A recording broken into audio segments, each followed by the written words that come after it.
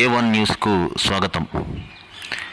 కూటమి ప్రభుత్వం అమలు చేసే పథకాలు ప్రజలకు అందేలా అధికారులు సమన్వయంతో పనిచేయాలని పల్నాడు జిల్లా ఇన్ఛార్జి మంత్రి గొట్టిపాటి రవికుమార్ ఆదేశించారు.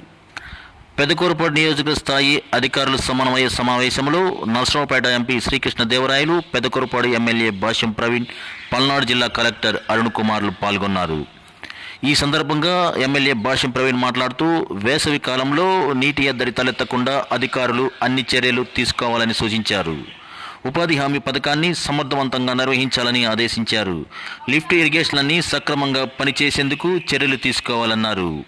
వేసవి కాలంలో సాగునీటి కాలువలు మరమ్మతులు వెంటనే చేపట్టాలని సూచించారు. మంచినీటి చెరువులు అన్యాక్రాంతం కాకుండా ఎప్పటికప్పుడు తగు జాగ్రత్తలు తీసుకోవాలని తెలియజేశారు.